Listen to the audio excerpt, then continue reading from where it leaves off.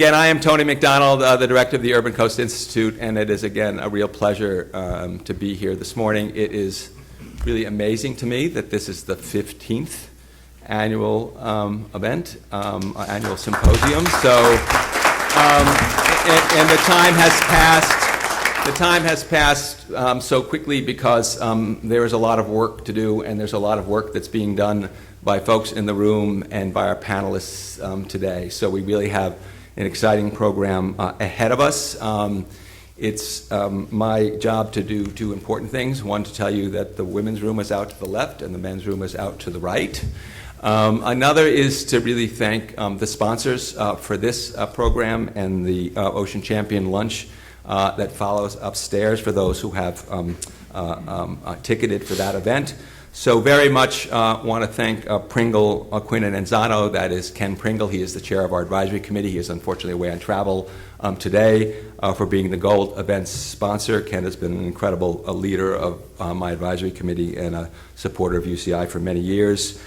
Table sponsors, Litwin and Provence, New Jersey Resources, also a fantastic partner for many years, Great Lakes Dredge and Dock as well.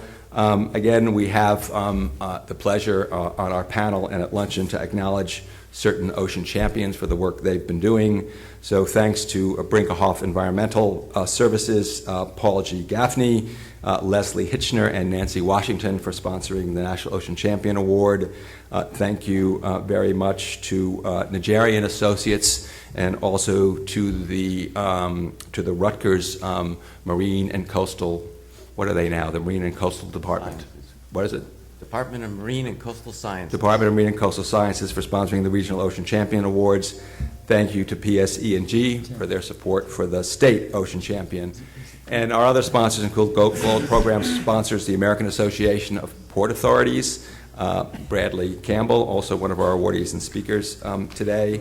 Our Silver Program sponsors, Cullen and Dykeman, Rita Mangan, Leon Avakian, Maracus, which is the Mid-Atlantic Regional Coastal Ocean Observing System, and the Natural Resources Defense Council. So thank you very much for the support that you provide. And it's important to understand this provides support for student research opportunities. We take the proceeds from this and actually we provide opportunities for our students at Monmouth to really explore the ocean around us and to learn in the classroom and to support the work. So really, without your support, these students would not have these experiences. So thank you very much. So I'm going to turn over the program now to the people who really know something about something, and I'm going to first ask, really incredibly excited at Monmouth to have our 10th president who joined us in August, Dr. Patrick Leahy, who is joining us today for his first Ocean Champion Award, and I'll ask him to come up and provide some welcoming remarks. Thank you very much.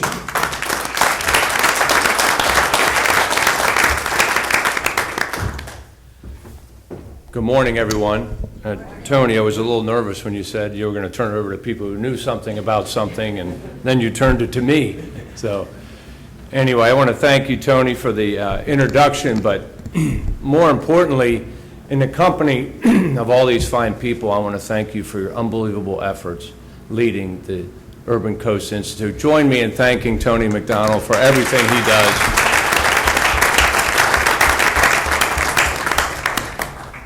I'd just like to take the honor and the privilege as the president to welcome a few people, groups of people who are here this morning, and then just say a quick word about the UCI from my perspective, if I may. But first of all, let me welcome in a special way a number of trustees who are here, many of whom double as members of the UCI Advisory Committee. Thrilled to have all of you here this morning. I want to thank our faculty and staff members who join us. I always say that the faculty and staff members here have earned my respect in a particular way, because they are, after all, dedicating the one life that they have to live in service to our students. So I want to welcome them in a special way this morning. Any of our students who are here, our superstar students, all the things you could be doing this morning and you chose to join us, welcome. I want to welcome, of course, all of our distinguished visitors who are here, all of whom will get more formally introduced, I think, in a minute. So let me just welcome them as a group. But permit me a special welcome to our national champion of the ocean, Admiral Tim Gallaudet. Tim, it is a pleasure to have you here on this campus, and welcome. Thank you for being here, but more importantly, thank you for your service to our country. And speaking of service to our country, I'm always pleased to welcome back to Monmouth the 7th president of Monmouth University, the president emeritus, himself an admiral, Admiral Paul Gaffney, who I know is going to run the program today. Welcome, Paul. Thank you all. Let me just say a word about how excited I am to be the president of Monmouth University. Having been on the job now 10 full weeks, I keep saying that I'm going to leave that welcome President Leahy sign up as long as possible in the hopes that that will extend my honeymoon period here. I am so thrilled to be the president here, and I'll have you know that the ocean plays a huge role in my enthusiasm. Two ways, really, if I may. One very personal, one professional. Let me start with the personal. For 46 years, every single summer of my life, save for one, I've spent time at the South Jersey Shore in Avalon, New Jersey. My family has a family home there. As I've moved around the country at different professional opportunities, the one constant in my life has been the Jersey Shore, and in particular, the beach at 71st Street in Avalon. My greatest memories as a kid are there. I remember each time I think I took each of my 4 kids to the beach at 71st Street for the first time. What I'm suggesting is it means an awful lot to me to be here this close to the beach. In fact, when the search consultant called and said, "You need to take a look at this university," I said, "Yeah, I know a little bit about Monmouth. Where is it again?" They said, "It's right on the Jersey Shore, in a shore town of Long Branch and West Long Branch." And I said to them, "Are you kidding me?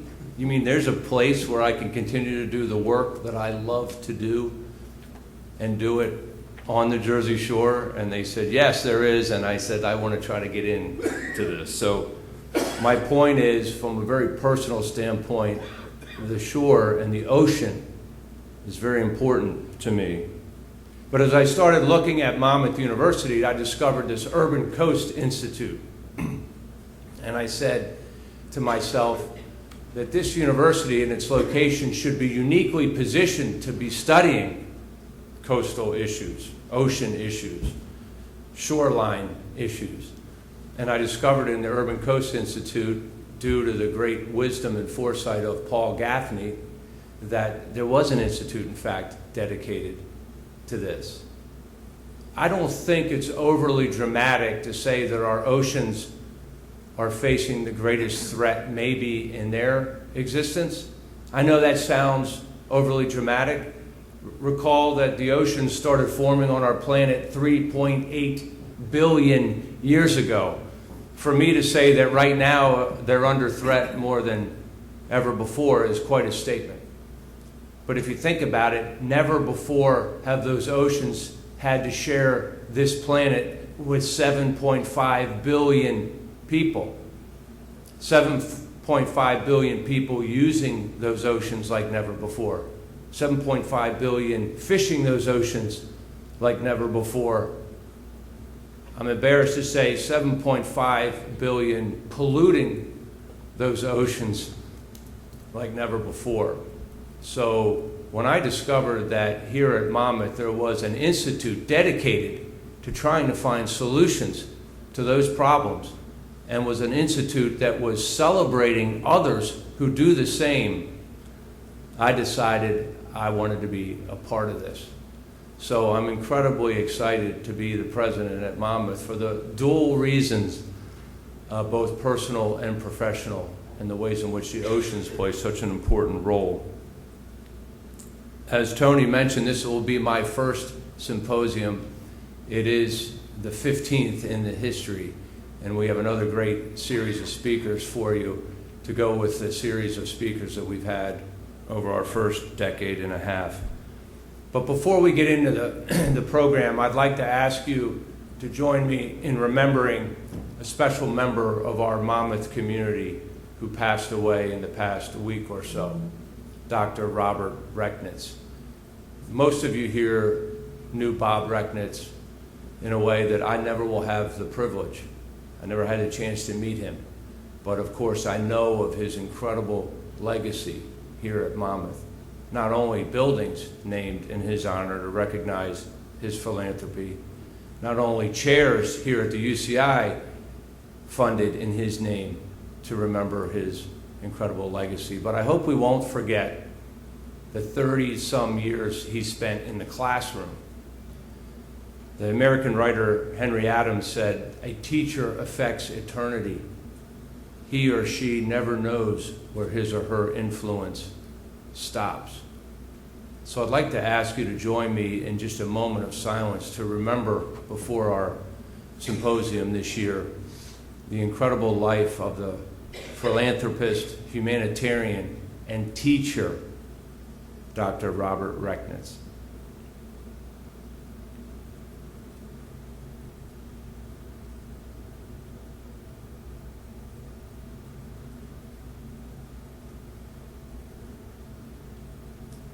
May his memory live on forever here at Monmouth University and in our community. Thank you all for being here. I wish you a very productive day, and I look forward to sitting through some of the symposium and being back for lunch. Thank you.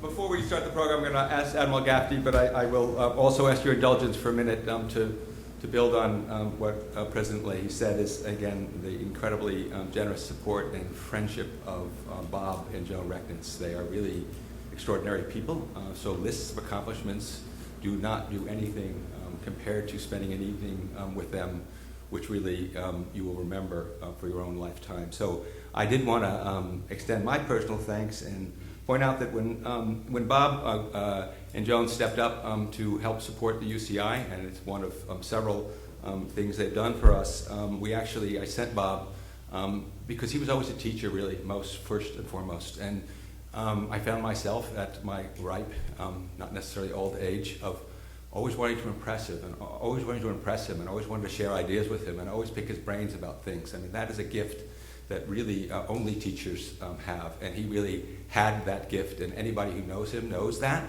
and he could speak to a myriad of subjects, and really I appreciate that more than anything else. And so at the time, to thank him, awards didn't mean that much to him, so I thought maybe it would be helpful, and I sent him a collection of writings by Walt Whitman about the sea, and that was something that I hoped he would appreciate, and he did. And I will say, since what President Leahy didn't tell you is he is actually a Reformed English major, and I've noticed that since he's joined us at Monmouth, we've had an epidemic of poetry readings at public events. So I'm going to build on that trend, and this is an excerpt from a Walt Whitman poem that I read in 2015 to thank Bob and Joan. To every hour of the light and dark is a miracle. Every cubic inch of space is a miracle. Every square yard of the surface of the earth is spread with the same. To me, the sea is a continuing miracle. The fishes that swim, the rocks, the motion of the waves, the ships with men in them. What stranger miracles are there? Thank you, Bob and Joan Rechnitz. With that, I'll ask Paul to come up, please. Admiral Gaffney, and please start us on the event. Thank you very much.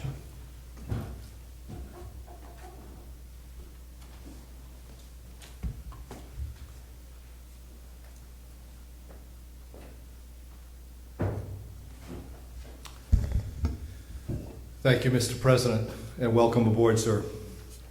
And for you're actually a son of the summer of the Jersey Shore, and thank you. I'm surprised at 46 years, but I don't know how you'd figure that out, but congratulations. And Tony, thank you. So my job first here is to introduce to you our keynote plenary speaker. But let me go through and tell you who's at the table. Starting in the middle, Beth Rooney, the Deputy Director of the Port of New York in New Jersey. Next, on the very end, the former Commissioner of the Department of Environmental Protection in New Jersey and now the President of the Conservation Law Foundation, Mr. Bradley Campbell, Esquire. The tall guy in the middle with the blue suit on and the beard is Mr. Clint Plummer. He's a Vice President of Orsted North America. So from their company is in Boston, but they have an office right on Pacific Avenue in Atlantic City, and they're getting ready to bring wind to our state. And then my good friend for many years and mentor in many ways, Dr. Scott Glenn, Distinguished Professor of Oceanography and Ocean Engineering at Rutgers University. You'll hear from them presently. But now it's my honor to introduce to you a Naval Academy graduate, a person with a master's degree and a PhD from the Scripps Institution of Oceanography at the University of California, San Diego. He became a Rear Admiral in the United States Navy, having many jobs, including being superintendent of the U.S. Naval Observatory. So he knows all about the speed of rotation of the Earth, the precise time that the whole world depends upon, and the wobble of the pole. You could ask him that privately later. He's also the former head of Naval Meteorology and Oceanography, its operations, its strategy, and its Washington policy, if you will. He and Dr. Neil Jacobs together have shared, each at different times, leading the National Oceanic and Atmospheric Administration. He is permanently the Assistant Secretary of Commerce for Oceans and Atmosphere.